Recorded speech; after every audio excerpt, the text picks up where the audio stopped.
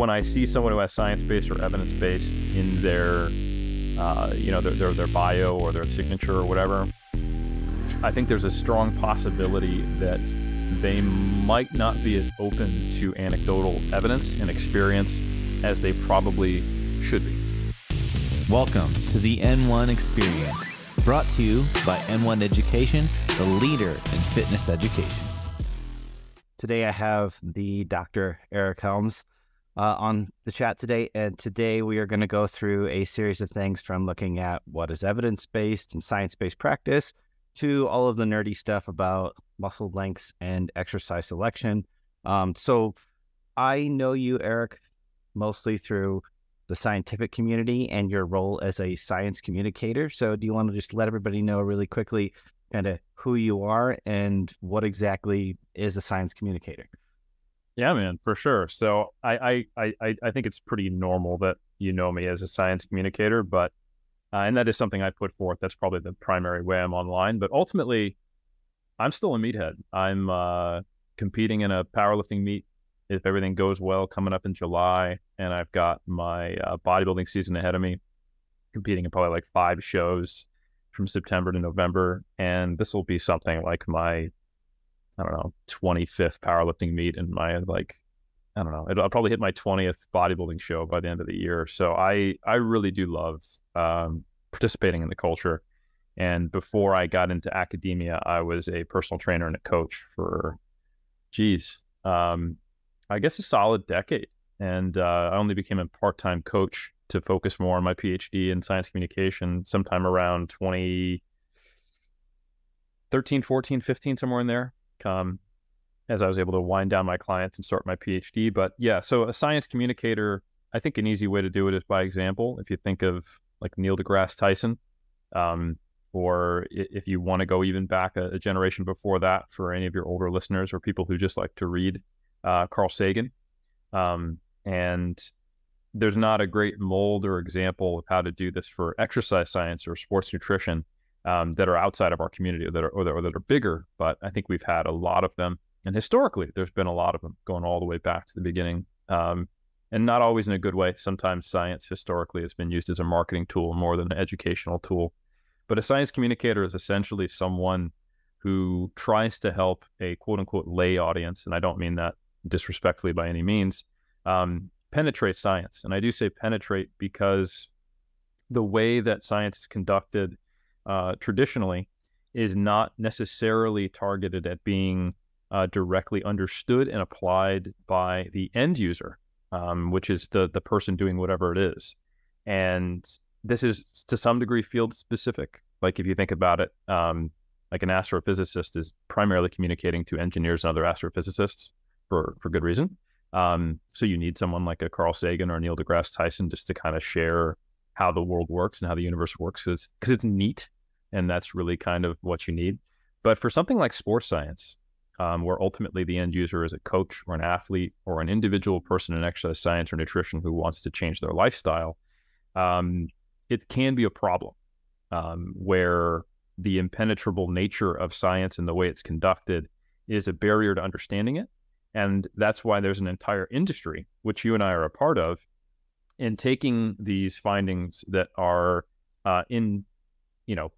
but often behind paywalled journals and written in ways that are not meant to communicate to the average person, and doing the best we can to try to help them understand it. So that's what I do. And I can do that because of my background and current participation as an athlete and coach, but also because I'm just a nerd. So I did my bachelor's and then my master's, and then I came out to New Zealand and did a second master's and then a PhD. And now I'm actually, for the last 6 years, I've been a research fellow trying to pay it forward and mentor master's and PhD students who are also muscle nerds who want to come visit me in New Zealand and spend a few years with me doing sports science.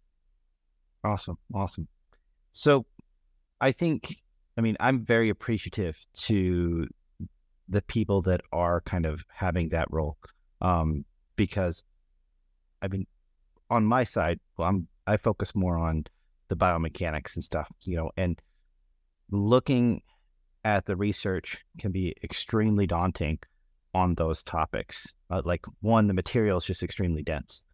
And two, when you look at that, oftentimes you have to actually be able to pull it apart to really understand what's going on. If you actually want to have like a nuanced understanding, like you can't even just read the paper anymore. Like every time there's a simulation model, I'd actually download that model so that I can look at it, because a lot of conclusions will be made. And then but you don't know, like, you don't know what the calculations are going on, like, well, how was this? And sometimes I'll be like, okay, well, I'm using the model, and well, in this instance, the tricep is actually flopping over the humerus, or the glutes are going through the pelvis. And so it's like, well, maybe that moment or internal moment arm data in this instance is not the best, from this model. And same thing with some of the anatomical studies, where it'll be like, well, okay, a lot of places will do something like tendon excursion method, which is essentially, strings on a skeleton in some way, shape, or form.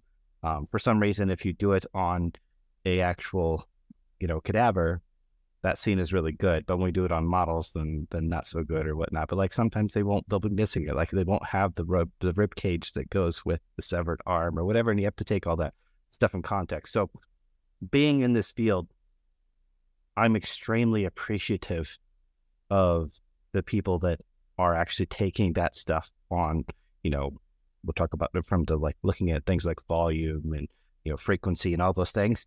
And so I don't have to actually do that work in those. I only have to do that for the stuff that I'm looking at specifically. And I can really appreciate the work that goes into making those complex studies very simple. And like, what's the important information that I need? Which takes me to my next question, which is the labels of evidence-based or science-based. I think one thing you and I both agree on in listening to some of the other stuff is I don't think that we should actually be using these labels of like, I'm an evidence-based or I'm a science-based this. What's the alternative? Like, I make up everything that I talk about. I think we can, like, I prefer to say that I'm principle-based. I use what evidence is available, and I use that to then create the principles that I use in an application. But what I was hoping to get from you is a description of what you think evidence or a science-based approach looks like for somebody that's actually in the trenches, right? Either applying it as an athlete or as a coach. Good question. And, I have a mixed relationship. I have a love-hate relationship, I should say, with these terms. On one hand, I'm a scientist and I like defining terms and having terminology. But on the other hand, I participate in the space, and I know that terminology is not something that everyone understands.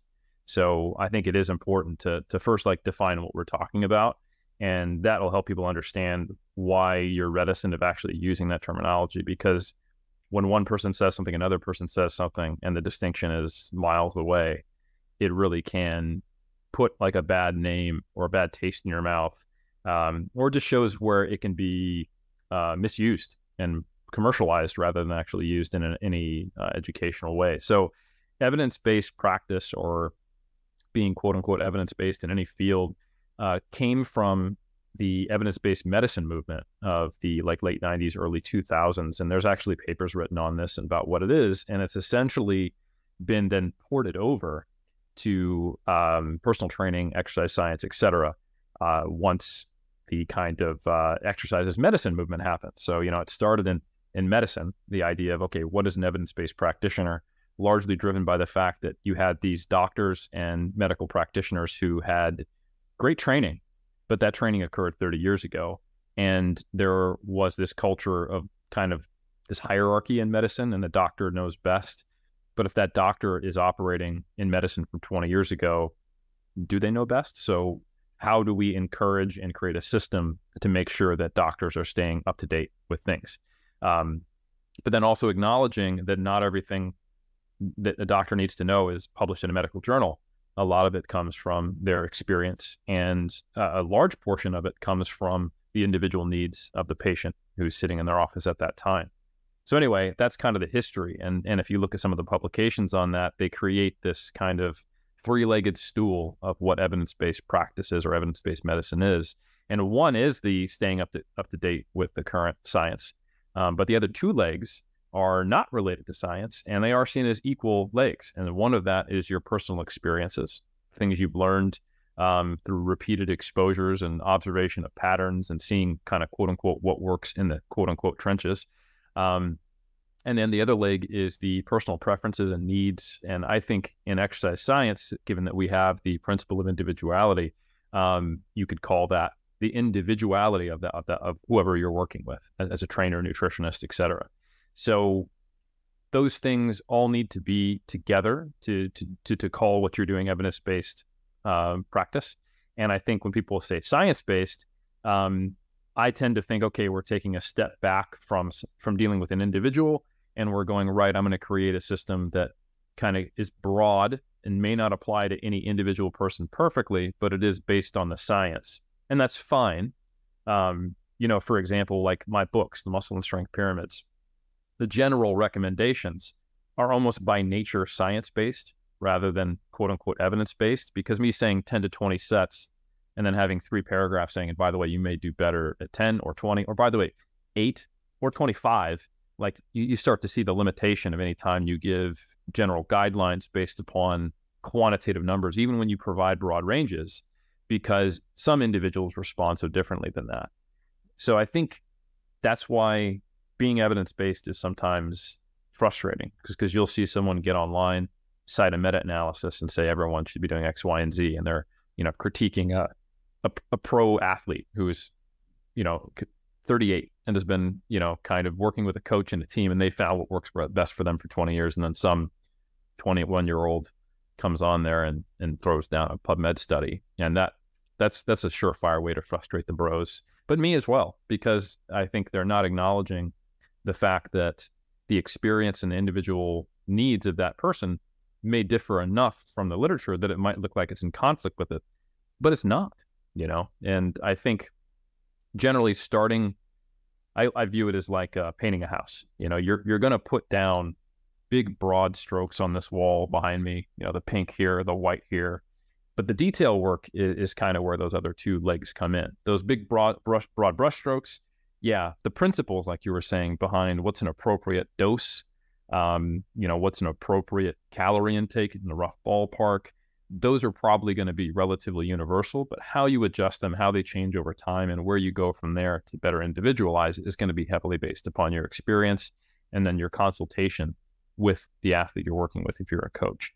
So that's kind of how I see evidence-based practice and science-based practice. And when they are bastardized, it is very frustrating. The way it applies, to get more to your question, like what do you do with this if you're a trainer or a content creator or a writer or anyone in the space who's trying to help people and work with individuals? It should be principle-based, because ultimately those are the things that, well, what is a principle, right? So that's a good question.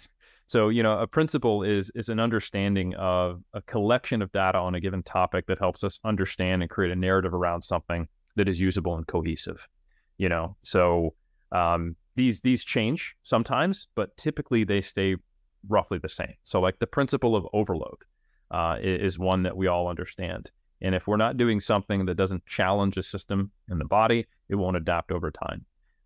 And you throw the word progressive over that, it explains it a little better, but even that can give people kind of the wrong understanding. So principles tend to be these timeless pieces of collections of data from over decades that you understand them in a big picture sense. And if long as you're operating within those realms, you're probably okay. And that's why the approaches from 1985 were sufficient to get people to improve and do things right, and why sometimes you'll see the people who are very critical of the nuanced discussion of evidence-based stuff be like, I don't understand why you're arguing over this minutia. Like, just eat protein, be in a calorie surplus, do enough work, train harder than last time, and let all these nerds shut up. What they don't realize is that each one of those things they said, eat enough protein, do X, Y, and Z, and those are the principles, right? Progressive overload, muscle protein balance, sufficient caloric intake, rest and recovery, principle of individualization, all of these things, some of them did just come out of experience and in the intuitive understanding of what happens when you lift weights, but a lot of them did actually come out of research. So I think that marriage is really important. And yes, you can let the nerds argue about this stuff that is yet to become a principle or yet to be firm because they're interested in it, and that's the only way this stuff does get firmed up. But it's also good to acknowledge that the stuff that was argued about 30 years ago that has become a principle now is actually what's serving you, whether you realize it or not. But we should ultimately be principle-based primarily. Mm-hmm. So I'm not trying to get you canceled by the evidence-based community or anything, but I wanted to throw out the controversial question. So in my experience, I feel like the labels have been used more as like a marketing tool or a flex. Like the people that I would consider the most evidence-based and the best communicators of that information often don't have those labels. Or if they do, it's not like they wear it like this badge all the time. So I was going to ask you, do you think there is a correlation between the number of people that have to put that I'm an evidenced or I'm a science-based thing and the Dunning Kruger effect? Because that is, at least on social media, that's been my experience. Of anytime I see this, and I'm like, this person's going to want to argue with me. I think there's something there. I think at the very least, what I would say there's a correlation between is if someone is using evidence-based or science-based as a label, they are currently infatuated and probably recently exposed to it, or they're actively using it as a marketing tool. So the principle of charity makes me want to lean towards the first thing I said. And when I often see that, it is someone who is like third-year exercise science undergrad student who's been a trainer for a couple years. I remember being that person. So I think absolutely there's an element of the Dunning Kruger effect going on there, early on. And it's also relative to what you see going on in the industry. So it's like there was, I'm dating myself here, but like 2009, 2010, there was so much stuff that was so obviously had come out of just like marketing and bullshit and just stuff people said that we would call quote unquote bro science now, that was actively harmful and not helpful and probably wrong, that even with a bit of that Dunning Kruger, the stuff that some of the quote unquote overzealous, like self-righteous evidence-based people were putting out there was better, but pendulums swing. And I would say sometime around 2013, 2014, 2015, you had a whole lot of people who didn't actually understand the individual portion and the experience portion. And they were just throwing around studies, and it got bad to the point where I think you created these camps. And I think it just became counterproductive. And anyone who's been following my content and 3DMJ's content for the last 10 years, we've made a very intentional, overt focus on, hey, that's not how you do it. And we've tried to communicate that this is an ecosystem. These three things are equally important. And taking shots at each other like these camps is very counterproductive. Like I've seen some people kind of in the trenches, people who they understand the science really better than these lab coats who don't even train, like that kind of messaging, I think is just as harmful as what do these pro bodybuilders know who they can't even read. They just pick it up and put it down. And all these studies, like that's basically closing two doors of very useful information that should be in synergy and combined. So I do think, to answer your question, I kind of went off on a tangent there. When I see someone who has science-based or evidence-based in their, their bio or their signature or whatever, I think there's a strong possibility that they might not be as open to anecdotal evidence and experience as they probably should be. Mm-hmm. The trend that I've seen now has been to take whatever is the newest publication and then create what is labeled as a science-based workout. Like, here's a science-based back workout.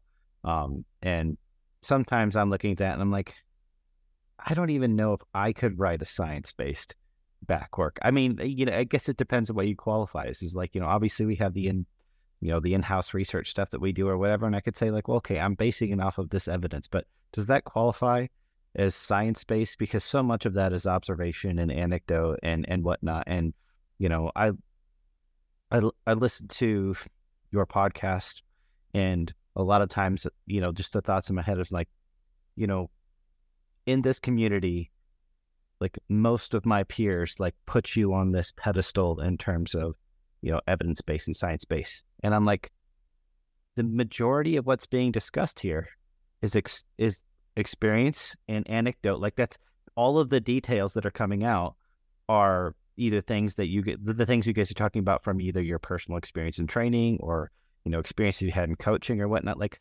so what, when it comes to actually you making, you know, decisions on the gym floor for either for yourself or clients, like how much would you say, like if you just had to put a percentage on it, like how much of it is like, well, this is science-based and this actually is from those other two pillars? Yeah, I think when it comes to day-to-day decisions, it's like 90% is based upon what you're observing and experiencing, rather than thinking, you know what, let me jump into the most recent JSCR and see if there's a solution to this problem. Like I have a client who's stalled in fat loss. Let me see if anything in the JISSN this month is going to solve that for me. Like that's simply just not the way you use science. And I think there's two ways to see the role of scientific publications and data in what you're doing. One is more meta and one's specific.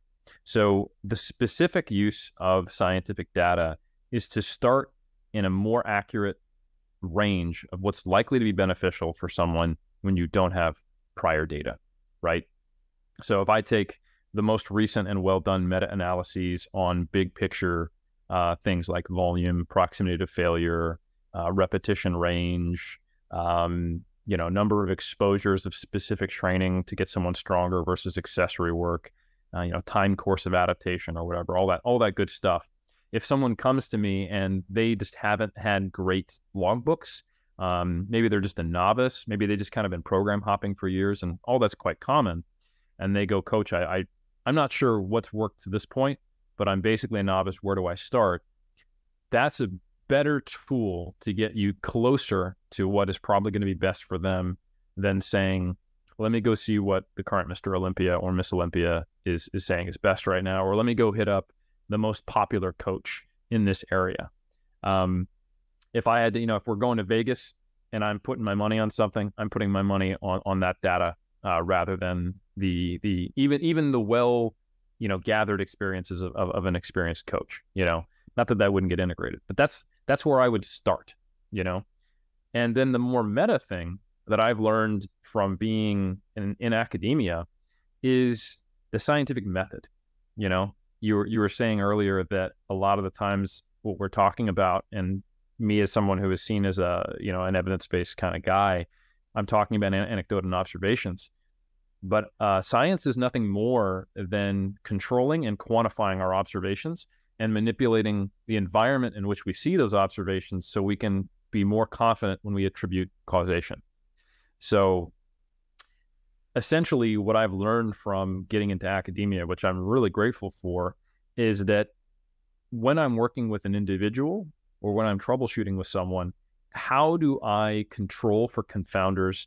How do I isolate variables? And how am I sure that the lever I'm pulling has a greater likelihood of changing the variable, or that if I pull it, I can tell if it works or doesn't? I think you'd be shocked. You wouldn't be shocked, but the listener might be shocked at how many coaches out there don't actually have methods to gauge whether someone is making progress. They don't have systems in place to delineate between what is and what isn't working. They can't separate the wheat from the chaff. And to some degree, there is a trade-off here. Like if someone's not making progress in a certain area, I'll put this in the biomechanics realm. Like if someone is not, you know, seeing effective back growth, and you see 5 different problems in the way they're programming or executing their training, the most likely way of improving their back is fixing all 5 simultaneously. It's sort of the shotgun approach. Let's do everything better, you know? And there's a push and pull there. You have to decide, okay, do I want to do that, but at the cost of maybe not knowing which one of these 5 things is having the largest contribution to whatever progress I see afterwards. So that is kind of the push and pull that you have to decide as a practitioner is, how much time do I have? How much goodwill do I have with the client I'm working with? How much patience are they willing to give me? And do I have like a competition looming? And maybe we can sort out the true cause and effect after this competition in the off season or something like that. So that's that process and understanding that. I understood it to some degree as a coach, but it wasn't until I actually started conducting research. And what you do anytime you set up a research study is you sit down in a group of people who are involved in it, and you really just rack your brains upon, okay, well, how is this going to confound with that? And you think about your study design so that you really make sure you isolate your variable. And even then, like, how often do we have, I'll review it in mass, or you talk about it on your Instagram or something like that, and you go, yeah, the authors concluded this. However, it's possible that this other thing might have impacted those findings, or they didn't consider this. And that's something that is almost impossible not to have that happen, because there are so many variables at play anytime we're operating in such a complex environment. Like the human body changing is a dynamic system. It's muscle forming, right? So like, did I water it enough? How hot was the sun? What's the ozone like? Like, did we step on it? Are these seeds from this part of the world? Is there iodine in soil? All of those, that as an analogy applies to trying to grow, larger myofibers. So I think ultimately, to get back to your question, and I know I'm tangenting a lot, the role of science for an evidence-based practitioner in the truest sense is getting you in the right ballpark as close as you can, and then using the methods of science, the philosophy of science, the scientific principles of observation, and designing experiments to then get closer to the truth in the most efficient way possible.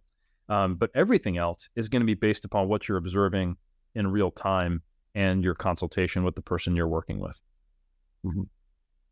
And one thing I've heard you say is science doesn't speak in absolutes, it speaks in probabilities.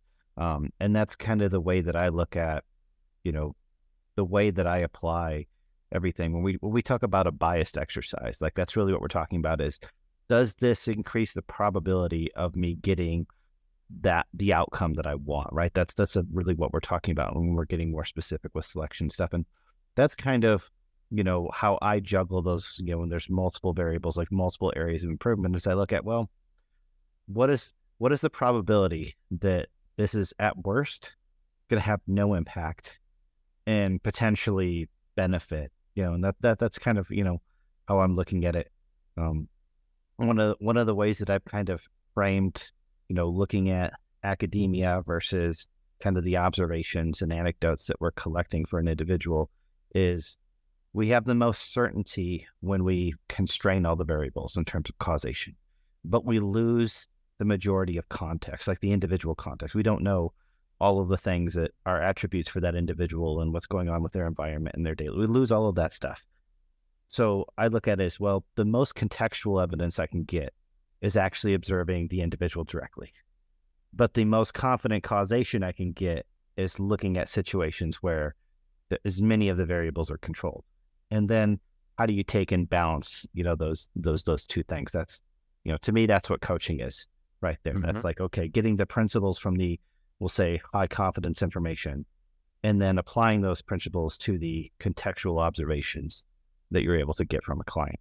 So, I think that's a good segue into the next thing, which would be, all right, if we're talking about increasing probability, I'd like to get to exercise selection. So from a principle perspective, do you have any principles in regards to exercise selection that you use to increase the probability that somebody's actually going to benefit from that exercise we'll just keep everything through a hypertrophy lens for the sake of the discussion? Okay, then I won't go down the principle of specificity route, because that obviously will come into strength, and thinking about, mimicking motor patterns and kinetics and kinematics and all that good stuff. But yeah, when I think about things from a bodybuilding perspective, I think about things from, what does the muscle do in the body? And then and there's layers to this. And, to give you a lot of credit, I would guess that you are probably better with anatomy than I am, just because the amount of specialization and focus you have on it. As a strength conditioning researcher, I have to know what I don't know, and I have to have enough fingers and enough pies in the broad realm to be able to be effective, because strength conditioning is very applied. Biomechanics, not that it's not applied, but I think it's really clear and important. I'm not a biomechanist. I get invited to be on biomechanics papers so that I can help people understand what the heck the biomechanists are saying, and to make sure that we can translate it into practice. So anyway, so generally I think of, what does the muscle do? And kind of the first level is understanding like insertion and origin, just what is the joint action? But then as you start to understand more and more of what muscles do in concert with other muscles, it gets more complicated. And this is something that, is borne out in the research on like biarticular muscles and how they function in compound exercises, and the result of a lack of hypertrophy in those muscles, for example. But anyway, so I generally think of like, what are the muscles that we're trying to train doing? And then we would select our exercises based upon including those actions. I think also from a very heuristic perspective, thinking about human movement, I think you get it a little bit wrong when you think of bicep exercises or back exercises or leg exercises like the bodybuilding community traditionally has done, because it oversimplifies what's going on, and muscles don't really work in isolation. Like you were saying, when you're talking about an exercise that's biased towards one muscle group or one region of a muscle even, you're discussing probabilities, and you're thinking about what is that, how can we get the most out of that muscle in that movement? But it's not to say that you are isolating it, which pretty much never happens, right? So I generally like to use the heuristic of thinking of kind of like 6 cardinal movements: a horizontal push, a horizontal pull, a vertical push, a vertical pull, a hinge, and a squat, with relatively broad definitions for what each of those are. So a hinge doesn't necessarily need to be a deadlift, and a squat doesn't need to involve a barbell at all, but simply simultaneous concentric knee and hip extension for the squat, and minimal knee extension on the hinge, and primarily seeing hip extension. And then the horizontal pushes and pulls can be in various planes, and the vertical pushes and pulls can also be in various planes. And then it's a matter of equipment availability, personal preference, weak points, individual injury history, and mind-muscle connection, and differences in biomechanics between individuals, like joint structure, things like that. So I fall into those general categories, and then I look at what are the needs of the individual and kind of apply more specific work from there. And I'm open to not necessarily having every single one of those categories filled for every single lifter. There's a lot of debate as to whether a vertical press is required for hypertrophy of the shoulders. I tend to think that it's a pretty good movement for the delts, and finding a way to do something like that when you can is a good idea. But that's kind of a side tangent. But that's generally how I start with it. I think of what do the muscles do, and then what movements will get us there broadly, and then kind of getting more individual with accessory work or isolation movements, etc. So are you layering in range of motion, relative muscle length, and those type of things? And if so, where do they kind of fit? Like, if, let's say a person doesn't necessarily have a preference one way or another, is that something you're currently already like, okay, if I have these options, I'm gonna go that route for either I'm going to go for the exercise that is a little bit longer, or I'm going to go for the exercise that has a little bit larger range of motion? Absolutely. Yeah. So with the data that I'm getting more and more confident in as more data comes out, most recently Cassiano et al. 2023, for example, I absolutely think from a hypertrophy perspective that we want to create a decent amount of tension and try to train muscle groups at longer muscle lengths. So, for example, even a couple of years ago, maybe a little longer than that, I wouldn't have like hamstring curl, do whatever you want, And now I like to see my bodybuilders do both seated and lying because, in the lying position, your sartorius is going to be at a longer muscle length, and we have data showing that it might curl a little better in a lying position because of just its insertion and origin and at what point it's stretched. But the hamstrings themselves, they're going to be stretched in a seated position. So it might be good to have both, Likewise, I think I would have said, hey, lateral raise, when you got dumbbells, you got cables, whatever. But now I'm much more inclined to be like, hey, we should probably use a cable lateral raise if we can, because you're going to get tension from as soon as you're starting to pull on that cable in the position where your delta is not shortened. So a lot of the times these days, I'm specifically, that's more of like by the way, a good exercise to select in these categories is or are those that would do exactly what you're describing, training those muscles at a longer length, providing tension in the lengthened position rather than primarily shortened, like a dumbbell lateral raise. And ideally you use the full range of motion that you have.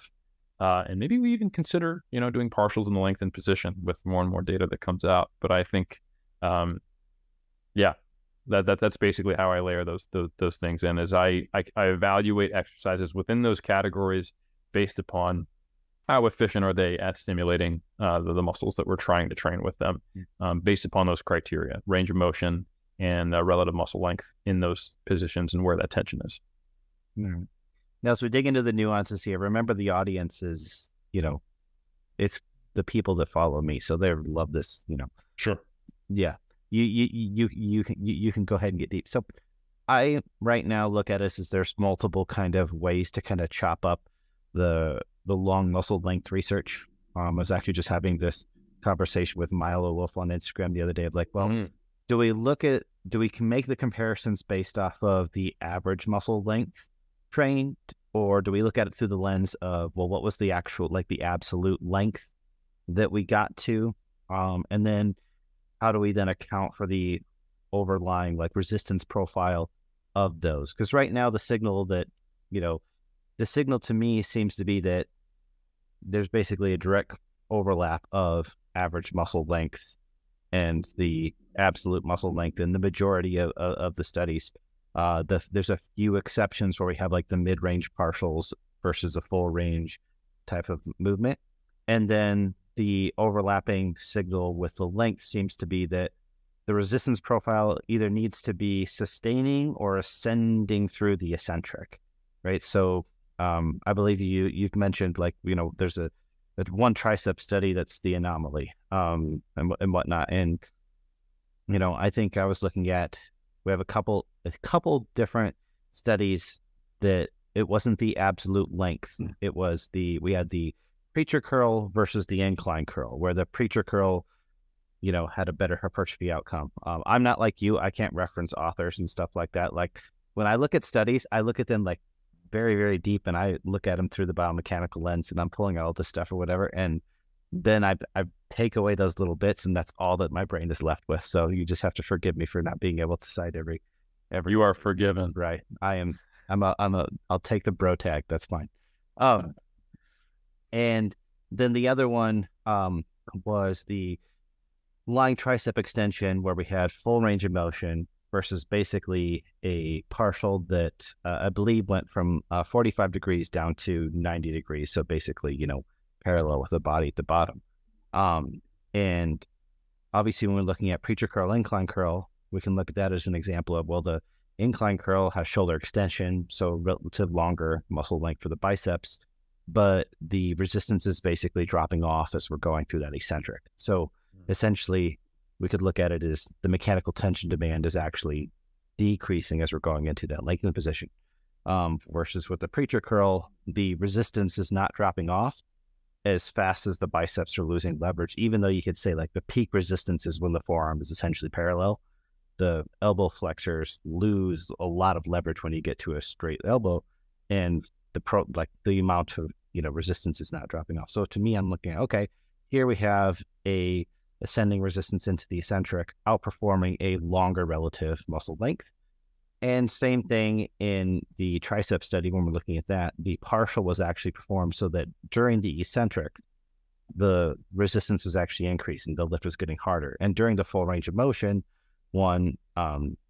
essentially you had the same scenario as the incline curl, where the bottom half of the motion, essentially the weight was getting lighter. So when I'm looking at my current model of Titan and how the muscle is interacting and all the forces and potential sensors and stuff we have in there, that to me seems to make sense that in order to benefit from these long muscle positions, we would have to keep that a certain amount of engagement or activation to really benefit. Like that's to me what's looking at is it's got to be the combination and the lengthening at a local level. And that to me would be the best recipe for this being a tension related mechanism, if you will. And I think that's a separate mechanism than what we see in passive stretching, where we're literally just taking and we're sitting at, a very end range. I think if, right now, I don't know how clear the definition is for like what is stretch mediated. I feel like we almost may get to the point where we need a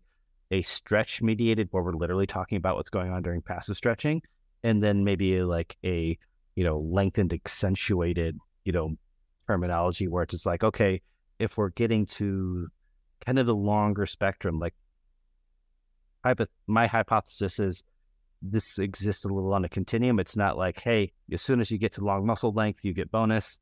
But like, it's like this hard stop. I think it's probably have like this, this benefit increasing somewhere on the lengthened half to the lengthened 30% where we're able to use more of that. So when you're looking at the research, are there any of those things that you're kind of favoring more, whether it's like, I got to get the muscle as long as possible versus, hey, as long as we're in the lengthened half of the motion, or I'm really focusing a little bit more on, finding something that's a combination of resistance profile and length versus something maybe that's longer but doesn't quite have as good of a profile? Yeah, great questions. And I think I largely agree with you. I think, not that I disagree with you anywhere, it's just I think we don't know a lot still. The data overall, in my opinion, indicates that it's kind of like the area under the curve of exposure to a high tension at longish muscle lengths. Mm-hmm. For example, some of the studies you were citing, the one by Goto is where they did that, basically a skull crusher in kind of the mid range, right? So depending on how you look at that, like if you look at it with this kind of like a casual glance, you'd be like, oh, like the full range of motion group trained at longer muscle lengths, because like the absolute angle change in the elbow was longer in that group. And that therefore the Goto study goes against the rest of the research on long muscle lengths, because the full range of motion group did worse. But when you look at the average muscle length changed, it was about like 7.5 degrees. It's a pretty small difference, where the average muscle length in the partial range group was longer. So the amount of time spent at a longer average muscle length was greater in the partial range group. And that's how you can make an argument that that's probably the case. The other way you could make that argument is when you look at Pedrosa and colleagues, which did leg extensions, as well as the most recent study by Cassiano and colleagues, where they had like the first half of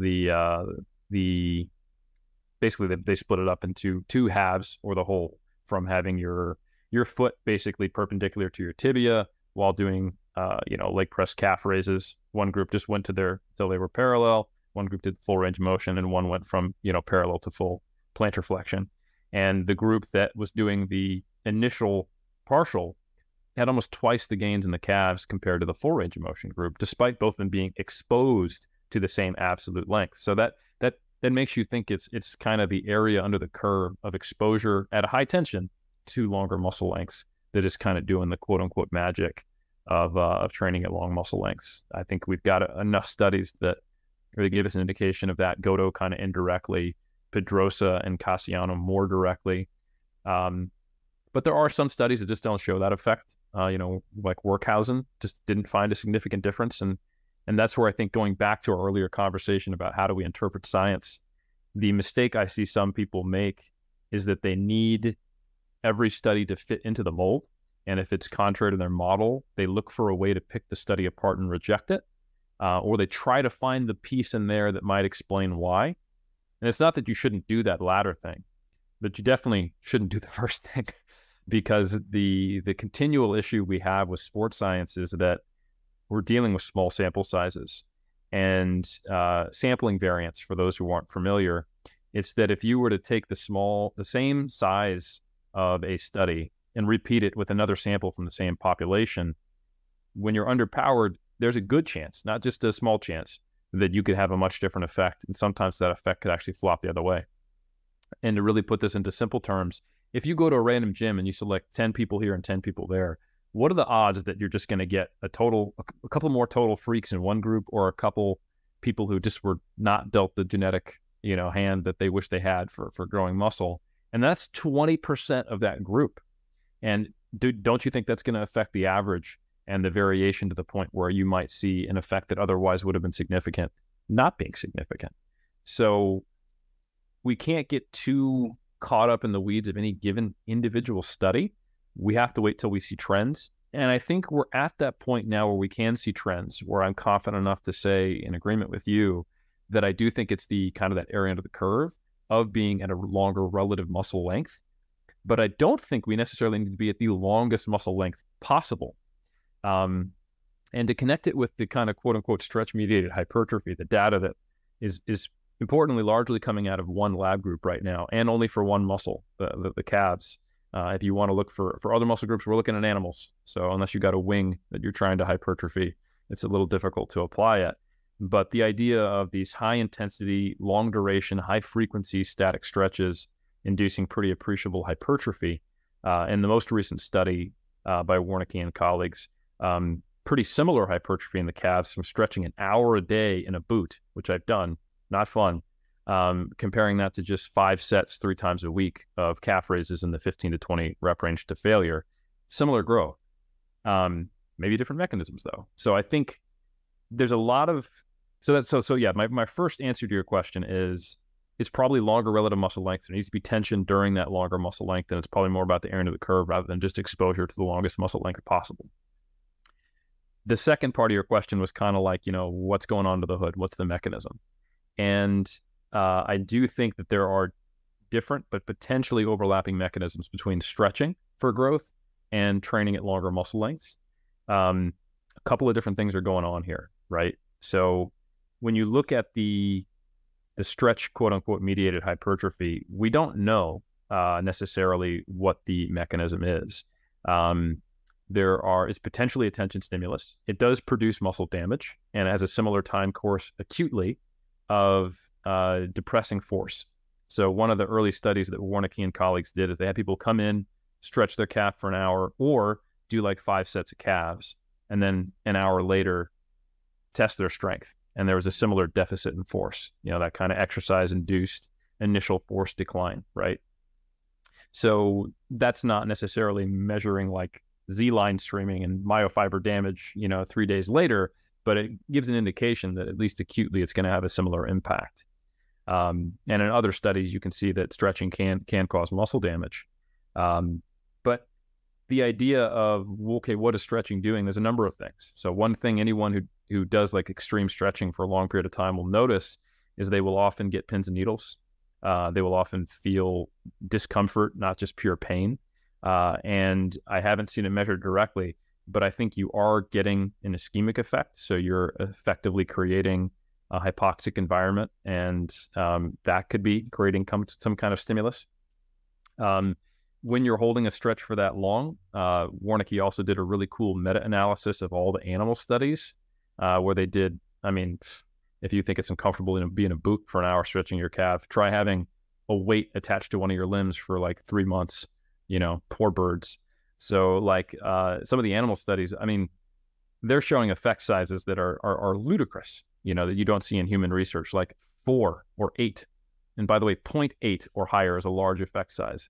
So the kind of hypertrophy when you weight a limb and have an extreme stretch, and no, they're not asking the birds, how comfortable are you there, or do you consent to this research? So it's, torturing animals does produce a lot of hypertrophy. That's the takeaway. If you want to maximize hypertrophy, it's moderate torture is 100%. You need to get a rack, and like when your plumber comes over and they think you have a sex dungeon, but you're actually just obsessed with getting stronger, getting bigger. that's when you're doing it right. So yeah, so the thought there is that we might be actually inducing hyperplasia, and there's a a tension mechanism and creating a lot of damage that's actually causing this growth of new muscle fibers and new hypertrophy. And then there's also just this is just tension. It's the passive tension actually does get transferred through the various structures in the muscle and the muscle tendon unit to actually induce hypertrophy, and it's not different. And I think if exercise science teaches anybody anything, is they shouldn't be looking for one mechanism. There's so many overlapping mechanisms and redundant systems. Like you can take a mice, knock out a gene, and it'll still get some effect that you thought would have been isolated to that, which makes sense, right? Like millions of years of evolution, we wouldn't be here today if we didn't have that in place. So I suspect that when we are doing long muscle length training, we're getting a little bit of what's going on with stretch-mediated hypertrophy.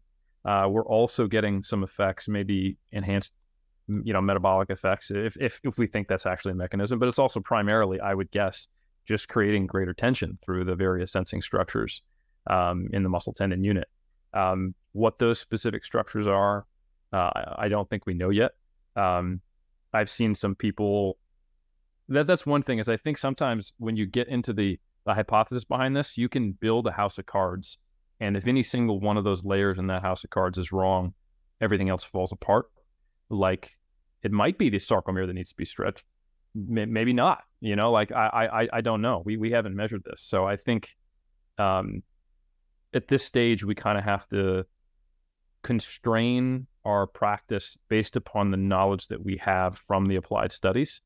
And I would say, hey, it probably makes sense to train at longer muscle lengths, even if you want to do, shortened partials. So like not performing full range of motion for your exercises that are for hypertrophy specifically, training, the initial range of motion, spending more of your effort and time there.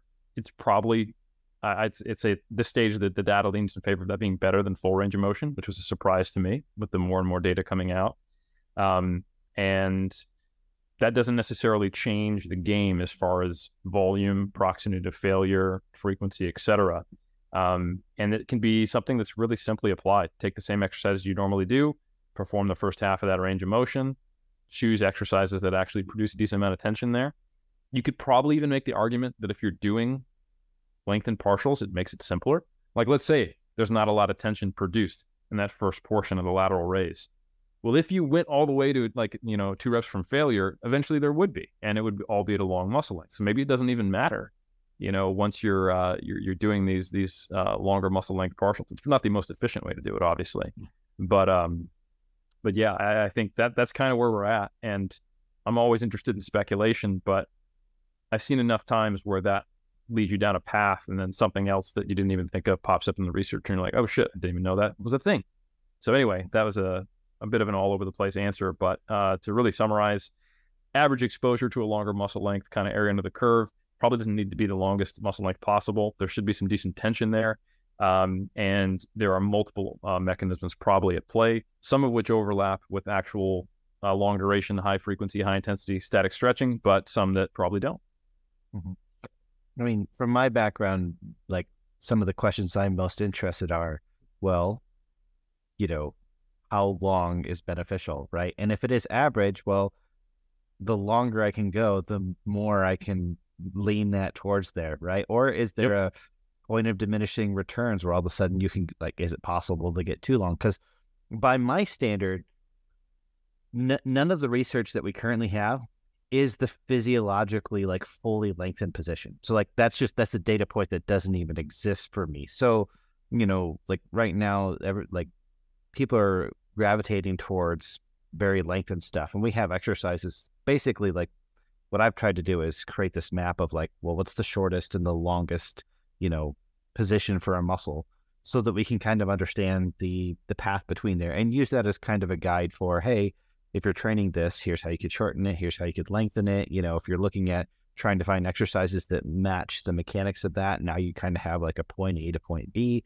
that, it's a lot easier than sitting down, and trying to model the, the relative moments in every plane when you can just have the two endpoints and be like, okay, so it goes from here to here, right? So we'll say from a simplicity standpoint, that's kind of what we've leaned towards. But there's a ton of interest in like, okay, well, if we're doing lengthened partials, can we get longer, longer? And anecdotally, obviously it's easier to feel the sensation of the stretch if we can get closer to that physiological length, which I think can be helpful in terms of like the biofeedback of like, are you actually putting the stretch and getting the tension in the tissue that you want? And I would say observation, there does seem to be we'll say a benefit in terms of orthopedic feedback, right? And as well as people's range of motion when we can actually go to like the physiological like end range of these tissues versus just working close, but not necessarily getting to the end. So I'm like, well, maybe even if it's not better for hypertrophy, maybe we're actually getting some benefits, not, maybe these will be longevity, based benefits that we get from there, mobility benefits or something like that. So one thing I would like to do, because I think within the evidence-based community right now, most people seem to have the consensus that we both do, that the research is largely in favor of long muscle lengths being superior. But what are the contrarian arguments that you might have for that? Like we're looking at, well, we're volume equating just by, same number of sets at relative effort. But I mean, lengthened exercises, whether I'm not super versed in all of the research comparing like different things in terms of muscle damage and stuff like that. Like my general impression is that in the ways that we can kind of measure fatigue, it seems to suggest that longer muscle lengths are more fatiguing and more damaging. And that's absolutely what I observed in practice, right? And they seem to also affect like how soon you can perform again and stuff like that. So like one thing I'm looking at is like, well, what if we actually, compare these with like volume tolerance? Because if one of the things that we do in periodization is like when we do a deload, or if we switch somebody to where we have more of a, we'll say a nutrient partitioning metabolic type goal for a person where it's something like not hypertrophy. We're trying to maintain muscle, but actually expend more calories or work on conditioning or whatever it may be. We're actually going to flip and bias more towards the short position with our exercise selection, both from a resistance profile and whatnot. And like the amount of volume that people can tolerate and seem to be able to like repeat the performance is really, really high.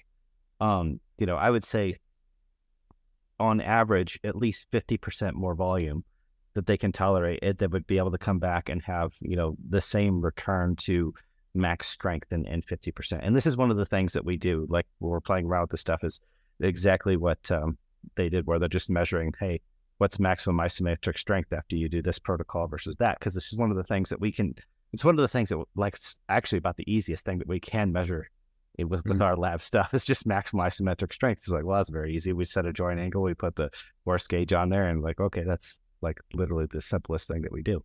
But looking at that, that's just kind of what we found. So that's one thing. I'm like, well, could you choose to just do more? Like, say you just love being at the gym and you love sets.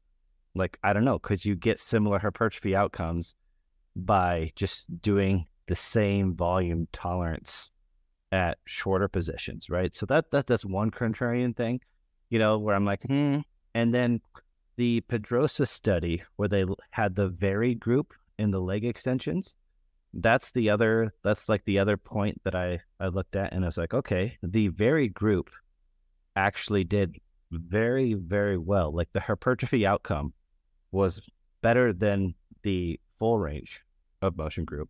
And it was actually at least at one of the muscle lengths, it was significantly better. And in another, it was insignificantly better, but one was for the lateralis and one was for the rec fem, I believe. But overall, the lengthened partial was by far superior. But I thought it was interesting that the varied group was very close to the hypertrophy outcome and significantly better than the full range of motion. And then when you look at the strength data, the varied group essentially had the best strength outcome. So to me, it's just like, well, the thing that we've been using for, like 12 years now is roughly like a 70-30 split of like, okay, hypertrophy is the goal.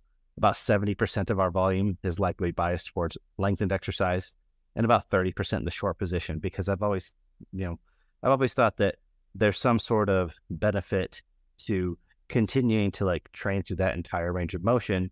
And it didn't seem to add much fatigue.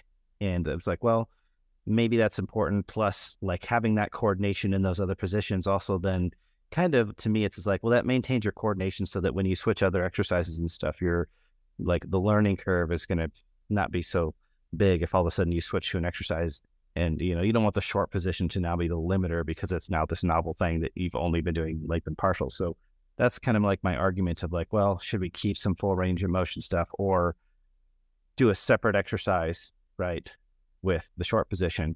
Will there be some orthopedic, some range of motion, some coordination benefits with that? Or is it just simply a way of adding more volume, more stimulus, maybe not the same magnitude of stimulus per set, but stimulus with less fatigue? Like, you know, you could look at those are my two like big points of contention to people just saying, well, just everything, just all lengthened stuff, just partials or whatever. I don't know if you agree with those, or if you have different ones, or if you're just like, hey, yeah, just lengthen everything. No, I think I think it's important to highlight what we don't know, right? Mm-hmm.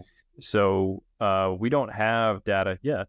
You mentioned Milo Wolf. I know he's working on this. We're collaborating on a little bit on people performing full body training at lengthened positions, you know, partials compared to full range of motion training, and then looking at differences. So what we don't know at this stage is, are there any potential downsides when we're training only lengthened partials? And like you said, I think those can expand beyond just simply looking at hypertrophy, you know, coordination, orthopedic concerns. I think those are all valid. I think another thing to be aware of is that if it is this whole area under the curve thing, what we really need to do is be controlling for the amount of time spent. So like, you know, like if you're doing a partial and you get your 10 reps and then you get full range of motion 10 reps and they're both the same load, but it only took you half the time for only doing half the range of motion, did you actually spend, you know, more time in that lengthened position, or was it about the same? You know, so like Milo's also doing some research using an isokinetic dynamometer, which, for those who don't know, isokinetic, it only moves at one speed. So you can control for the range of motion and the time spent in that range of motion. So you can kind of control for quote unquote, time under tension. So he's doing some research on the calves where the groups that are training, or the leg, I should say, the limb that's doing partials versus full, the same amount of total actual force output, the impulse is going to be the same in both groups, same relative effort, which might be, higher forces actually, but effort, time under tension is equated, and it's just the range of motion that differs. And I think that data will be important just to make sure that we are right about this whole area under the curve thing and average muscle length. And then another thing that I would add some additional kind of nuance to what you were saying is that there are regional hypertrophy differences. Right now, it doesn't seem to be that the shortened position, the end range partials get anything that you don't get from the lengthened position, but there are differences. So, you see more favorable hypertrophy, you see the proximal muscle group growing more when you're doing the shortened partials, but you see the proximal and the distal growing when you do full range or lengthened partials. So I think that's interesting. And maybe you could come up with a scenario where someone would actually, no, I don't want that part to grow. I really just do want this proximal region to grow. Maybe I think that's probably going to be pretty rare and individual. But I really like what you had to say of just acknowledging the fact that training at a longer average muscle length does seem to induce more soreness. You're getting more stimulus per rep, so therefore you're getting more fatigue. That's just kind of goes hand in hand, and that should be at least something considered when you're programming. To what extent can the repeated bout effect protect you against that and be beneficial? That probably at least has implications for the rate at which you start making these conversions over to longer muscle length partials. So I think there is a lot of nuance in the application. Like some exercises really don't lend themselves to these types of movements from a safety perspective. Like if you're going, you know what, I'm just gonna do the bottom third of my squats, my barbell squats, I'd be like, well, you better have a fucking spotter, like, so, or like, barbell pressing, in the bottom range. Like when you're in the most challenging range with a weight that's on your chest, what do you do when you hit failure, inadvertently or purposefully? So I think, while it may seem relatively straightforward, we've got the calves study, we've got the quad study, we've got the bicep study, we got the tricep study, we got the hamstring study. Look, being in a longer average muscle length is a good thing. So let's go lengthen partials. It seems to work for almost every muscle group. True, but what exercise are you using? How frequently? What's the volume? What's the proximity to failure? Understanding that there's probably just a higher risk of injury because you're generating higher tensions. Like all of that needs to be contextualized. And in my mind, if I was going to take a client who wanted to try this, I would start converting a single exercise at a time. And for me, while I definitely appreciate what you were saying about, hey, I'm thinking about the actual, what is the longest muscle length I can get to per muscle, per joint? And, that will increase the average muscle length and kind of fits in with the model we're working with. At the same time, I'm sensitive to what I do, what we do and don't know. And what we do know right now is that if we take a known exercise of, your vanilla exercise of a calf raise or a leg extension, and we do this, and we just do the beginning part of that range, it's more effective than doing the full range. So the safe experiment is to take someone's current program and then just select, one or two exercises per muscle group and go, all right, we're just doing the first half of that range. Everything else stays the same. And we see how it compares.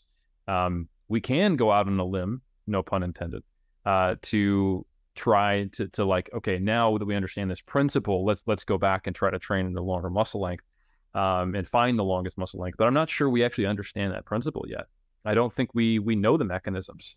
And maybe there is such a thing as training at too long of a muscle length, perhaps. I could construct some weird reason why that is, but I would have very little confidence in that being the case. But we don't know that that's not a thing.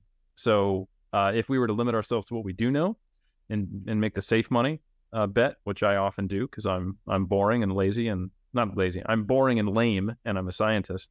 That's kind of the way I would put this into practice, is start thinking about, all right, so we'll do the leg press bottom half, calf raise bottom half. We'll do, seated hamstring curls in addition to lying. We'll do cables on lateral raises. We'll do bottom half of presses, and we'll do that first portion of your rows and pull downs mostly. And same thing with, curls and push downs, and leave it there and see what happens. And then as more understanding and mechanisms are uncovered, we can start taking it further. I think, like, looking at the body of research that we have now, the majority of the muscles that we have measured, we have been able, like, most of them are close to their physiological length, right? So, the leg extension, you could argue is, well, it's not a lengthened rec fem. You're not in hip extension. But if you're doing full knee flexion, you can't fully extend the hip, unless you're, very hypermobile anyway. And the length change of the quad at the knee is significantly greater than it is at the hip. So if we actually look at, like, of the length change, kind of where we occur, we're still, like, that lengthened partial is still on, the longer half of the quadriceps, right? Same thing for the biceps, because it changes length more at the elbow relative to how much it changes as you're going through shoulder flexion extension. But we do have some muscles in the body, like the lats are a great example of this, where, if we look at the upper portion of the lats and you were to just do a row where you're just allowing protraction to occur, but you weren't like doing this pull around thing where you're adducting, you're getting fairly lengthened in terms of that muscle's physiological capacity. But once we start looking at the other divisions, like to be able to just stay in like a sagittal plane and go up, or, if you use the lat pull down bar where you can't, like now you're limited, like depending on how wide you grab that bar, you may be actually barely, if at all, getting on the lengthened 50% of that physiological length. So like the iliac, the most lateral fibers of the lats, if we don't like actually like open the rib cage and bring the arm up and across, like we can essentially add like 60, like we can increase the amount of length by 60%. And not the muscle 60% longer, but the difference between, the short and the lengthened position. Some people are like, oh, that's impossible. I'm like, no, that's not what I mean. They're not making the muscle. Yeah. The relative increase in the muscle length you're training at compared to the two variations, I guess. Yep. And then the same thing for the lumbar. So basically the two lower segments of the lats were very limited on like getting onto that lengthened half. And if we just go by anecdote or observation, like for the longest time, bodybuilders had this like, so many athletes complain about this high lat syndrome, right? Mm. And in my experience, coaching tons of people in the physique world, like very rarely do I'm like, oh, what I really need is I need more upper lats. It's always like, no, I need more of the lower ones. I mean, is that just a coincidence, or is that a consequence of the base exercises that we have? For some muscle groups, we just, we happen to already have great exercises that are getting us to these longer muscle lengths. And then for other muscle groups, it might be like, hey, we don't actually have anything in the conventional toolbox. So that to me is those are the areas where it's like worth exploring further out. And that's kind of like, what we've been playing around with like the lat stuff and the pull arounds and things like that. It's like, all right, how could we get it so that we're training these muscles under closer to the same physiological conditions that seems to be working really well for the other ones? Because there definitely, to me, seems to at least be some anecdotes that, well, this seems to be a habitual problem for a lot of people that are trying to achieve this, right? Is it really true that, you have to do twice as much pulling as pushing? Or is that a factor that, most of your pushing exercises, if you're using free weights or even most machines, are all lengthened biased, and most of your pulling stuff is all shortened biased? And it's literally that, dose per set versus, well, you're going to have to do more sets if you can't work at the ranges where you're getting a higher degree of stimulus or mechanical tension. I think I can even recall, in preparation for this, I listened to your podcast with Dr. Swoll, because exercise selection was the topic there. And I believe you mentioned that, like, well, with like traditional lat pull downs, like either you wouldn't get as sore as much, or, not consistent pumps and things like that. And, that's, it's the same thing. It's like, okay, well, maybe we're not getting to these lengths, or we're not necessarily positioning that tissue to have the leverage that it should. So that's where I look at from what are the problems that need to be solved with the current modalities that we have, right? Like it doesn't get me excited to teach people like how to do elbow flexion, like it doesn't. But what is exciting is to be able to teach somebody the nuances of, how the different shoulder positions affect the two head of the biceps and how grip affects things and whatnot. So that then when they have a client that either has a specific goal or they have some discomfort or whatever it may be, that all of a sudden they then have the tools to like put some stuff together. I would love to dive deeper into exercise selection, but we're going to be out of time soon. And I want to do the come at me, bro, portion of this. I just wanted to let you know that in a short poll of my closest friends, I am undefeated against people with PhDs. And I have stolen 2 titles from Dr. Mike Israetel, the most hated person by Paul Carter, and by Lyle McDonald. So no pressure. Amazing. So yeah. So this is my favorite part. This is like, I know you've looked at some of the stuff that we do on social media. You've probably looked at some of me, like looking at some of the research and trying to do my best science communicator interpretation, and I've just absolutely been butchering it. So yeah, well, give me your best, or your worst, I should say. No, first I want to, and this, I promise this is not just the beginning of the shit sandwich or the compliment sandwich where you say something nice, then something mean, then something nice again. But I want to say that I think with the lats specifically, there's a perfect storm going on. In the sports science world, very difficult to measure changes in muscle thickness in the lats because there's no easy landmarks where you can see with an ultrasound. It's kind of hard to chuck someone's whole torso in an MRI. So you'll see very few longitudinal studies on hypertrophy in the lats, and that's an active problem that we need to solve. And yeah, I think those are some very valid anecdotes, and you might be right. And I think that is an area where I really like what you're doing, and I think it's there is that specific muscle group is complex, and I think because it's on the back of our body, and when we're pulling, we're thinking about what our arm's doing. I think it's difficult to even have like a good mind muscle connection with your back. So I think that is a consistent problem, and it may be related to that. So I think that is absolutely, I agree, it's a good area to be experimental, to be innovative, because we probably aren't going to have the research to really have like we're not going to have the Pedrosa study anytime soon on the lats, you know? So anyway, just wanted to big up you there. As far as a critique, I don't have many critiques of you looking at research and, you know, identifying it. I think you do or like interpreting it and communicating. I think you do a good job there, and you've clearly spent a lot of time reading it, and you're always open to feedback, which I think is a positive thing. The one thing I think that might sometimes get in the way of the things you're trying to teach is actually the interpersonal conflicts that come with it. You know, you mentioned The Most Hated Man by Paul Carter and the battles with PhDs.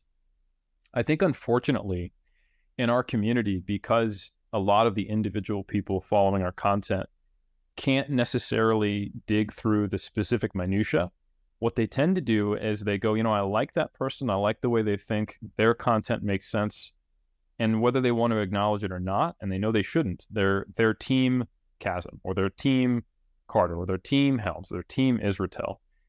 And when the debates between camps become him versus him, or him versus her, or they versus they, or whatever, they're in a position where they're more likely to be biased when they take in the information. The consumer, not even necessarily the person arguing. Of course, the person arguing is, because now ego's on the line. But I think there's probably a lot more value in specifically trying to make an effort to address the idea and the content, and not even mentioning whether this person disagrees with me, agrees with me, or attacked me or not, because I think that can be a distraction to the learning of the individual. So that's like the only critique I have. You know, the debates themselves, the content versus content, I think this, they think this, that, that's worthwhile. You know, the arena of ideas is where the best ideas come out of, right? But I think the human in all of us, when we think of it not as the arena of ideas, but the arena of him versus him, that becomes an additional layer that we have to get through for people to be their more rational selves. So that's the only critique I got for you, is maybe try to focus more on the ideas rather than the people saying them. Well, that is always the goal, and that's usually where it always starts. It just doesn't always stay there, because I would say some people, they are too tied to their ideas that like these ideas become their personality, or whatever, you know, they're just too closely held that you can't discuss anything that would be contrarian to that and it not be taken personally. But I mean, in reality, the majority of people that I have had, like, you know, very technical debates and conflicts, like I have, you know, actually better relationships with all these people after we go through and have these discussions and whatnot. And I, you know, that's actually something that I'm trying to do. We built this headquarters here in Colorado, and what I kind of want to do is like, hey, how many people that have views that are, you know, at least adjacent or maybe contrarian to what we do, bring them in. Like, you know, I'm opening my door and putting these people in front of my audience, so that it's like, hey, you're getting exposed to something new, but also they're going to come in and challenge, you know, what, you know, Team N1 or Team Kassem already has. And I think, you know, when that's done with an open invitation, I think that's like, it's great, because people are, you know, I'm trying to make my audience more receptive so that it's as least culty as possible, knowing that it's inevitable, right? But to play or to, you know, defend the other side is, at a certain point in time, sometimes I'm just like, look, it's just best to just address, like if the only thing coming back is just one person, and maybe it is personal, on their end or whatever, that it's like, all right, I'm just going to address it directly. And this is something, I've talked with a few people about where, like, for instance, some people will just be like, oh, these biomechanics experts on social media, and they'll put quotes and, it's like capital, lowercase capital, like whatever the way is to passively insult a group of people, And so basically what it does is it say, hey, everybody that uses the same common terminology, I'm now putting out this attack at your general practice or whatnot. And so I'm trying to balance the pros and the cons of like, well, okay, if I just talk about an idea, right, that's the best I can do, right? But then some people will criticize a group of people because they don't want to point out like that one or a few people that will say, behaving poorly within that group. But then what it does is it throws everybody else under the bus. And it's like, well, why are we taking whole, areas of science and being like, well, people that do this are bad, right? When in reality, like none of the people on TikToks are biomechanists. I don't even consider myself a biomechanist. I look at a very niche level of mechanics specific to resistance training. I'm not sitting here and counting all of the force vectors for the patella and trying to figure out the shear and my pendulum squat and all those things. I'm looking through the lens of like, how does this apply to, personal training, getting more bigger, more stronger, right? And through that lens. So to me, it's like there becomes a point where I have to be specific so that I don't accidentally, attack or offend anybody that doesn't, apply to. And that's all. Like, I think it's lose-lose once a disagreement gets to a certain, like once it becomes personal, it's usually lose-lose in terms of, well, if I don't address it personally, the person's going to attack me personally anyway. So, and I don't want to give anybody else any bad feelings by association. So I'm just going to be specific. And the other counterpoint is it does great for engagement. Like it does. And I don't know that that's not necessarily a good thing, but I would say that in some of my biggest growth spurts, from a social media following, but also just interest in our stuff, have stemmed from disagreements, whether they have been like very good ones or ones that have gotten, bad or whatever, right? Like the few times that I have been like the most personally attacked on social media, whether or not somebody else named an exercise after me called a, Cass glute bridge or whatever. And then there was a whole group of people upset about that or whatnot. And it wasn't even something I did. But in those instances, it's almost like that exposure and then me just taking a very objective approach to, hey, presenting my case. Even if it was say, hey, this person said this or did this thing, and here's exactly what I think about that personally. Because I'm not using ad hominem, etc., I feel like these have actually been, we'll say, great moments for growth in terms of the people that are interested in that. So I know there's people that get turned off by, the constant back and forth. And right now, I think it's unfortunate that like the lat topic is one where people are just like, they're so sick of the back and forth on certain things. This flip-flopping between, one influencer 1 week is saying that this is a lat pull down and they're saying it's a latless pull down. And, it's just like this back and forth, people just rotating because they're not taking the time to actually understand anything behind it. So they're just flipping from one absolute opinion to another. And I think when these things stay unresolved, I think that's when actually people tune out the most, right? Like when the debate is new and it's hot and there's new information, everybody's interested, personal or not. And then, but when there's no objectivity to come to a solution, and then it just becomes two people just flinging the same crap back and forth, that's when I think people lose the most interest. At least that's my experience. So I think it's an absolutely a valid critique I don't know how well I did defending it, but that's an area where I've been trying to improve, learn, evolve, constantly reassess. And you're familiar a little bit with what we do on the science side of things in terms of I've invested into a whole in-house lab, right? I love experimenting with things. No different here. Sometimes I just love hey, you know what? Let's see what happens. And just do a little social experimenting. The platform's there. Never been a better time to be able to do this. What's the worst that can happen? No longer on Instagram. To me, that's not obviously it's a business hit, but personally, it's my life would probably actually exponentially improve if I could no longer go on Instagram. So, all right. Anything else you could think of?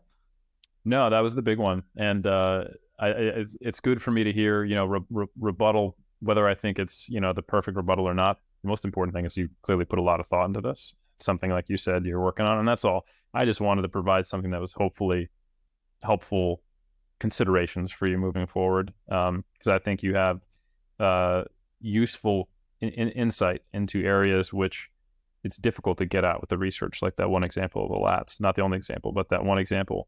And anything that gets in the way of that, I'm not a fan of. So I think that's all I got for you, though, and I hope it was helpful. Awesome. I guess if I can use the last 2 minutes here to ask you your opinion on we take this thing for the lats, for example, do you think there's any merits to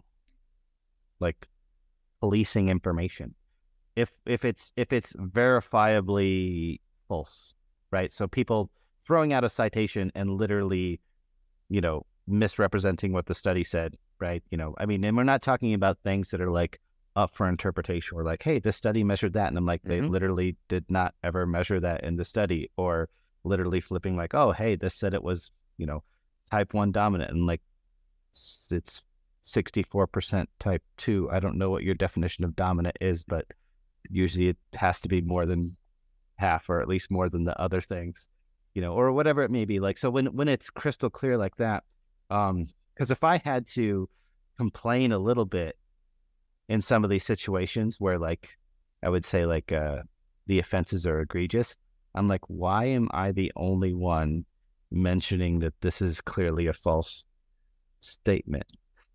No, I think there absolutely is a benefit to that. And I think what's the most important thing is doing it right. And since I only have, a minute before I got to jump off, I would encourage anyone who happens to be a Mass subscriber, and I promise this is not shameless self-promotion, to check out I have an article in Mass called Misinformation, Pseudoscience, and Disinformation, Oh My. And then we also have an Iron Culture episode for you to listen to called How to Call Out BS and Pseudoscience. And I think myth-busting and policing pseudoscience is a very important thing to do, but I think equally important to doing it itself is how it's done.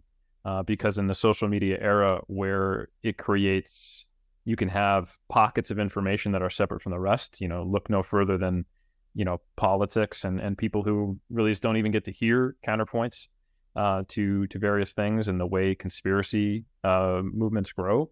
It's incredibly important to do it in a way that is most likely to have an impact. So I think the knee-jerk response of seeing it and publicly calling someone out can often do more harm than good. And there is a way to go about doing it where you contact the person directly, you speak to them, understand where they're coming from, and then potentially get that change to occur, because their audience is going to be much more receptive to them than it is to the random commenter on their post anyway. So to not just create even more tribal divisions online, I think it needs to be done the right way, is my short answer. Long answer, check out the Iron Culture episode. So. All right. I'll put all of your contacts and stuff in there. If there's anything else you want to plug before we head off here, go ahead. No, I just want to say thank you for having me on. And anyone who's more interested in the whole bodybuilding thing that I'm involved in, check out 3dmusclejourney.com. If you enjoyed this episode, make sure you give us a like, subscribe, and leave us a review, and we will see you on the next episode of the N1 Experience.